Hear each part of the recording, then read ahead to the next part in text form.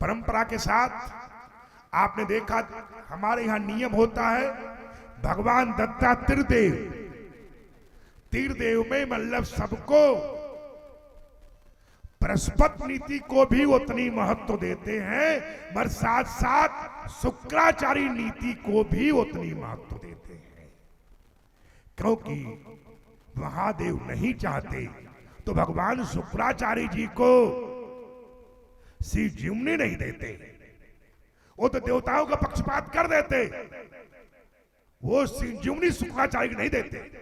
और जब असुर पूरी तरह से असुरक्षित देवताओं के अहंकार, उस समय स्वयं शुक्राचार्य निराश में घूट मार रहे थे कि अब मेरा क्या होगा।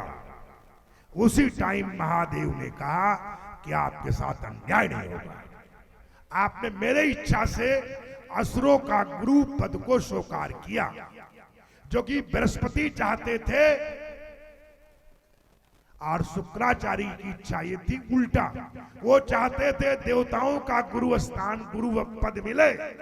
कौन? शुक्राचार्य जी। अगर महादेव के आग्रह पे, महादेव के कहने के बाद उन्होंने कहा बृहस्पति को देवताओं को रहने दो और आप असुरों का गुरु पद को, क्योंकि आपको बहुत कुछ साहस, ऐसे लाखों शिष्य उनके हुए जो उन्हें खा जाना चाहते थे, उन्हें मार देना चाहते थे, पर जब कभी चाहे ताड़कासुर था, चाहे जलंधर था, जब ऐसी घटना कोई आई तो पहले महादेव ने अपने नाक के द्वारा शुक्राचार्य को अपने अंदर प्रवेश कर गए, पर शुक्राचार्य का अनिष्ट नहीं होने दिया। ऐसे महादेव का परंपरा में आप जानते हैं कि वहां सबको शरण मिलती है, क्योंकि अनाथों के नाथ, जहां कोई जिसी को नहीं शरण मिलती है वहां उसको मिलना चाहिए। हमें भी समय का वातावरण के ये बताया, जैसे अभी हुआ भाई रामानंद जी महाराज के कितने शिष्य हुए, उसमें 24 जगत गुरु को प्राप्त हुए थे, जिसमें रविदास भी थे और सैनाचार्य भी थे, और उन्होंने सभी जाति वर्ण का विशेष रूप से ध्यान रखा, नेतृत्व दिया।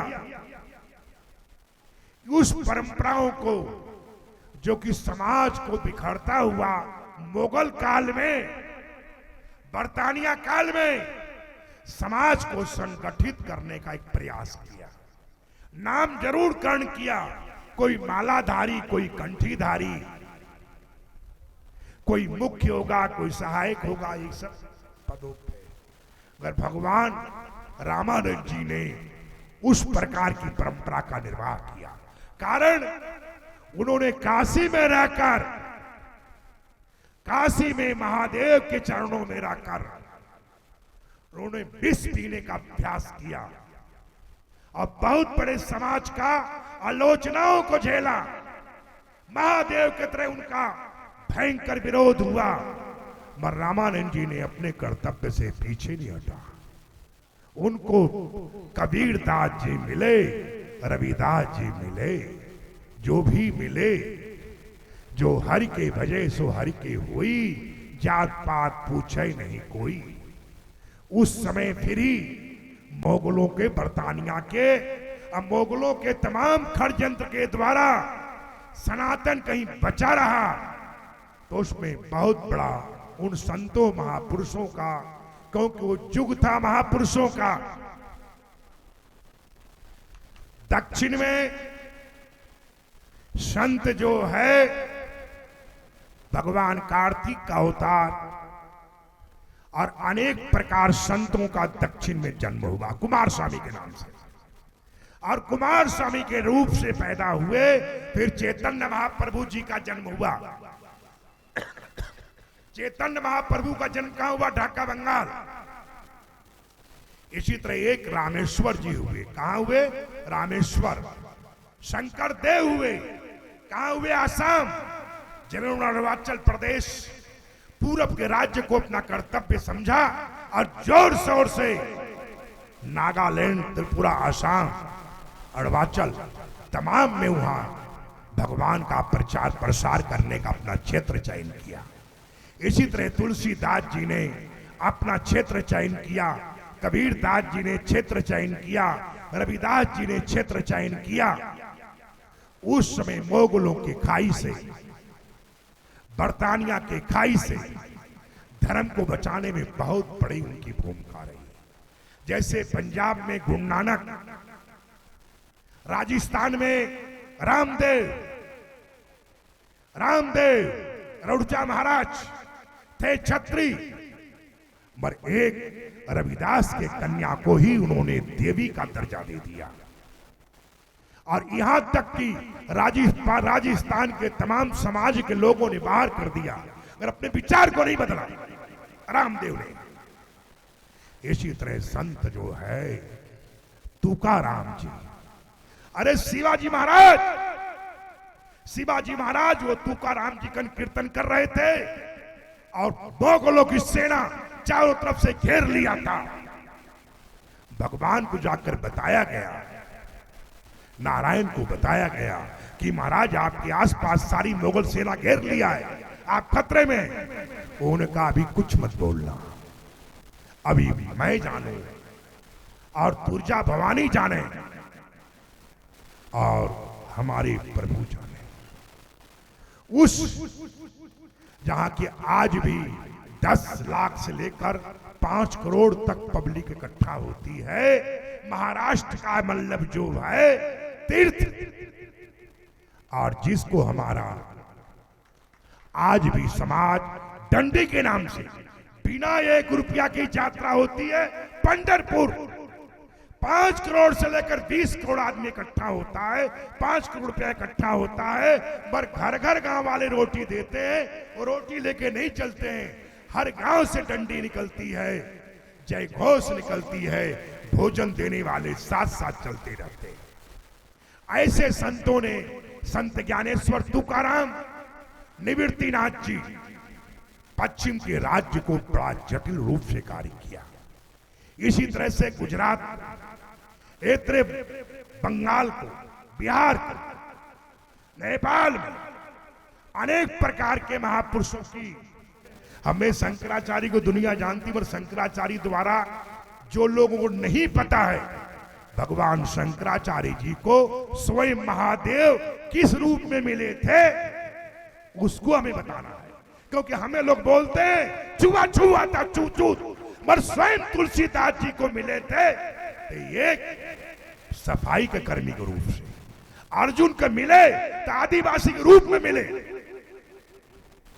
और जिनको महादेव को कहा जाता है, अरे स्वयं शंकराचार्य जी को मिले थे तो एक किसके, एक जो है महादलित के रूप में भगवान शंकर स्वयं एक डंडा लेकर जो है हाथ में खप्पड़ लिए हुए आ रहे थे। जो ब्राह्मण समाज था उनके साथ तमाम शिष्य प्रशिष्य से वो बोले पीछे हटो पीछे हटो। उनका किसको पीछे हटा रहा तू, इसे पूछ मैं कौन हूं। जब देखा भगवान स्वयं शंकर ने तो उन्होंने नमस्कार किया, बोले महाराज जो आप हैं वो मैं हूं और मैं हूं सो आप हैं। उनको नमन किया और उसी वक्त और वही रूप कब, जब भगवान कैलाश में गए तो वही रूप दर्शन हुआ। इसी तरह रविदास, अरे चमड़े में शालिग्राम को रखा था, किसमें, चमड़े में। उस चमड़े में थे रवि कौन, रामानंद जी जगत गुरु। वो गए, बोले भाई तू इसमें रखा हुआ है। बोले महाराज हमारे ठाकुर जी तो इसी में रहते हैं। बोले इसमें रह ही नहीं सकते, ये अपवित्र है। उस शालिग्राम को उठाया और जब ले गया, रात को रामानंद जी को सपना हुआ कि वहां देकर आओ हमको, और न चाहते जहां सारा न विद्या न पुरुषार्थ, वहां भाग्य साथ देता है। क्योंकि जन्म जन्मांतर रविदास संत थे। एक जन्म के नहीं थे। और वो उदयपुर से मीरा माई को लेकर द्वारका का प्रस्थान किया था। इस तरीके से मैं जो है किसी समाज को कोई एहसान नहीं, मैं तो इतनी जानता हूं जो मेरे पूर्वज किए हैं समाज को जोड़ने के लिए। अभी मैं कई जगह आदिवासियों में गया, हमारे साथ रविंद्रपुरी जी महाराज थे और तमाम और लोग भी थे। अगर मैंने कहा उनको सिंहासन, छाता, छड़ी, क्योंकि कोई वाल्मीकि समाज से थे, किसी और समाज से थे, अनेक प्रकार समाज में थे। क्योंकि हमसे पूछा जाता था कि महाराज आप पैसे वालों का महाराज हैं कि गरीबों का भी हैं? आप क्या गरीबों में वास कर सकते हैं कि नहीं कर सकते? तो मैं चाहे सापुतारा था, चाहे बंबई त्रंबकेश्वर से आगे गौतम ऋषि तट के आगे, अनेक प्रकार का बिहड़ों में मैं घूमता फिरता रहता हूं। वहां मतलब जो मैं देखा, जो लोगों ने वार्तालाप किया, और अनेक प्रकार देश का वातावरण जो मांगता था, उस व्यवस्थाओं को भी अनेक प्रकार का होता है। मेरा काम समझ, अरे सब अखाड़े थे, सबने मिलकर प्रस्ताव पास किया। 13 अखाड़ा बैरागी सन्यासी अखाड़ा परिषद ने एक बार नहीं अनेक बार प्रस्ताव पास किया। उस प्रस्ताव का मेरा कहना है कि अपने घरों में घर को संभालने के लिए एक बार नहीं 1000 बार भी आपको पराजय होता है, फिर भी घर चलाने के लिए आपको कभी भी मनोबल टूटना चाहिए, क्योंकि आपका जीवन एक नया दिन और नई जंग है, और आपके साथ सत्य है तो विजय है। इसलिए मैं अपने वाणी को आप लोगों को पहले प्रणाम नहीं किया, मंच पर भी नहीं किया, इसलिए मैं अभी बोल लेता हूं। भगवान गणेश जी से भी क्षमा मांग लेता हूं। अब मैं मानता हूं कि हम में, तुम में, खड़प खम में, सब में ही नारायण है, चाहे वो हमारा उसका चाहे किसी रूपांतराय नमो नमः, तो किस रूप में उससे लेना देना हमारा नहीं है। अगर मैं जानता हूं जो प्रहलाद कह सकता है कि तलवार के अंदर भगवान है और खम्मे के अंदर है, और हम में, तुम में, सब में, तो मैं आपको जो मंच पे मेरे गुरुजन बैठे उन सबका चरण स्पर्श करता हूं।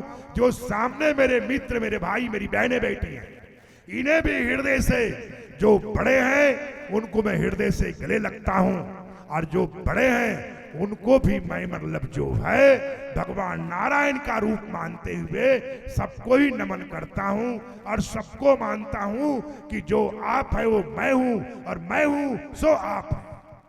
आप हमारे संत वाणी चैनल को सब्सक्राइब करें, वीडियो को लाइक करें, शेयर करें, और हाँ, बेल आइकन पर क्लिक करना बिल्कुल ना भूलें, ताकि हमारी किसी भी वीडियो की सूचना सबसे पहले आपको मिले।